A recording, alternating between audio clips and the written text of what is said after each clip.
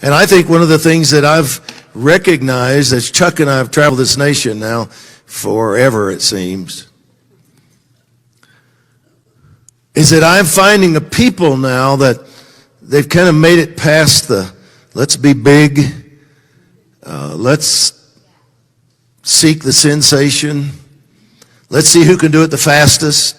Let's see what magazine cover we can get on. Let's see who can get the biggest this and that. There's a remnant of people in this nation right now that are going after him.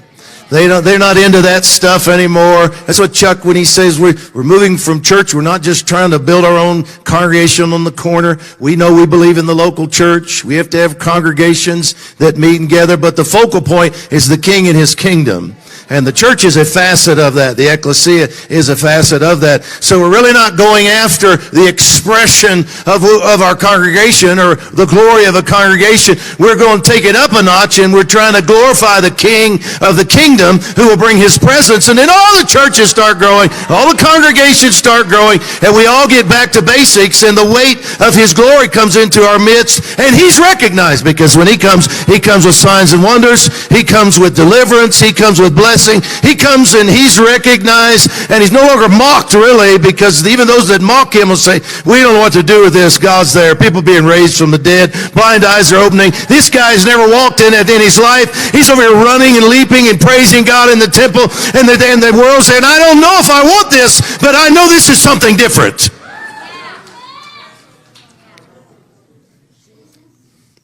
And so I just want to say to you, even though for a season the glory of the Lord has been lost in this nation, the glory of the Lord is not in trouble. In the presence of God, he's not nervous.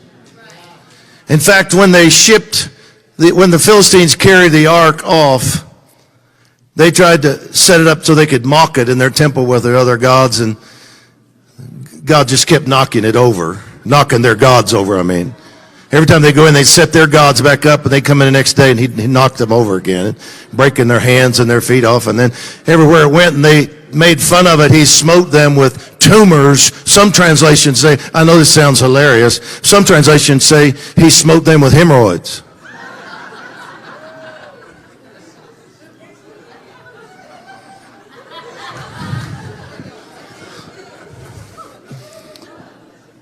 They said, get this thing out of here. We don't want it.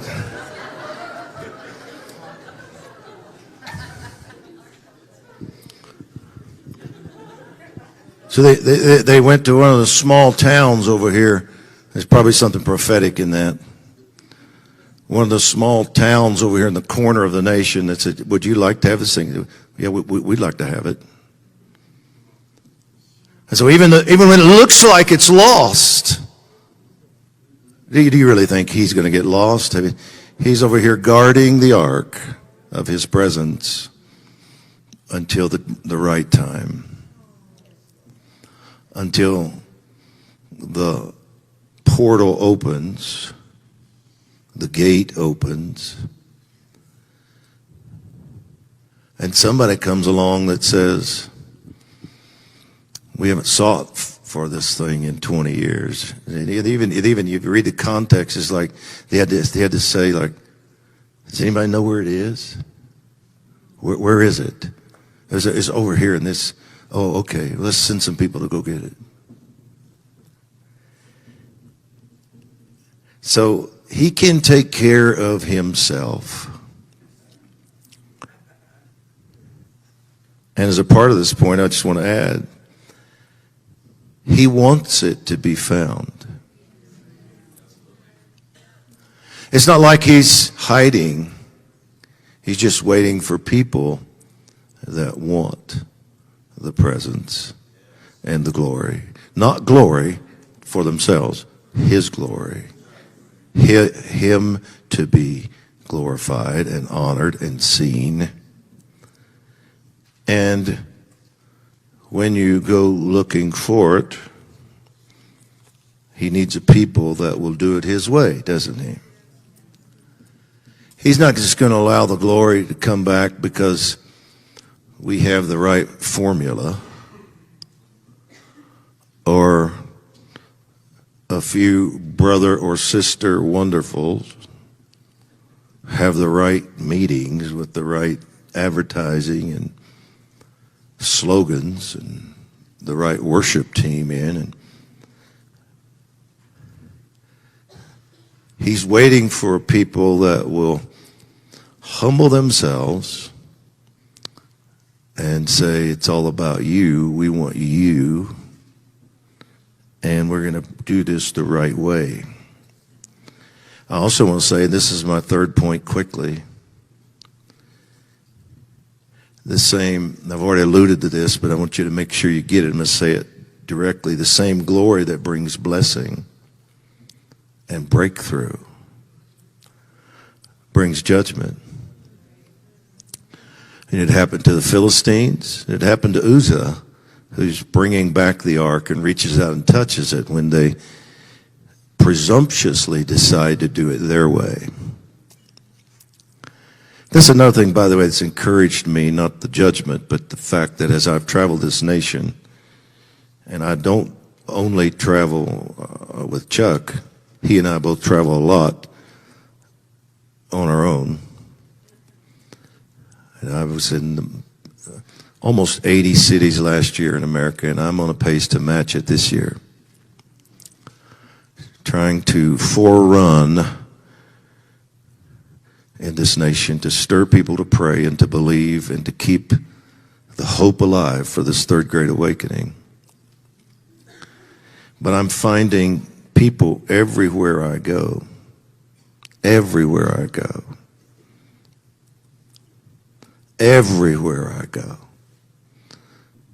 that are crying out for this. And there comes a point when, even though we did it wrong for a season as a nation, maybe even prostituted the glory,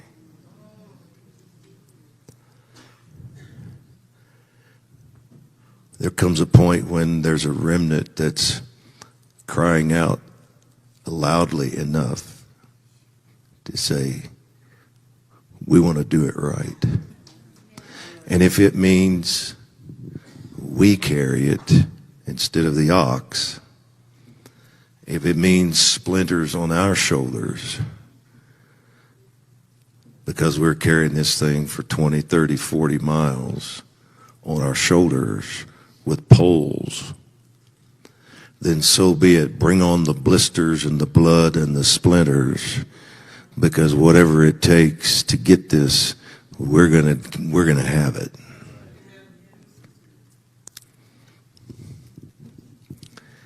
And I would just say this to you on this point of judgment.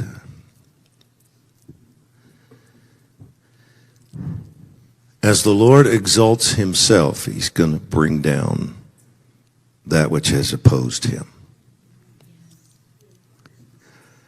And we're not to be alarmed at the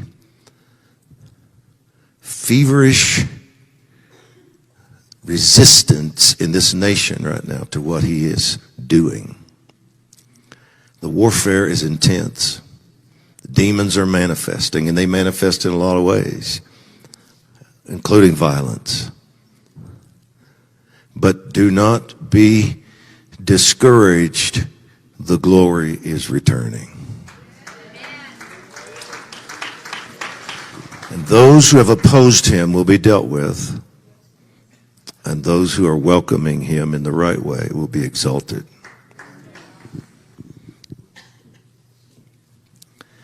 The fourth thing I want to say is the glory returns to a remnant before it returns to many. First, he comes to those who know how to host his presence appropriately. David wanted the glory. He wanted the ark next to the throne in Jerusalem. But he still had just a little bit of this glitz thing on him, you know. As king, I'm going to make sure that we do this right and get a fancy new cart and come up with a really great new idea on how to get it. And the Lord said, I don't want fancy carts and oxen. I want raw shoulders. And I want this carried by the priests. I don't want it carried by animals. I want it carried by people. I want them to carry my glory. That's always been my heart, is to have it with people, humans. So don't bring me a bunch of oxen and new carts. Get it as close to your heart as you can and carry it for me, David.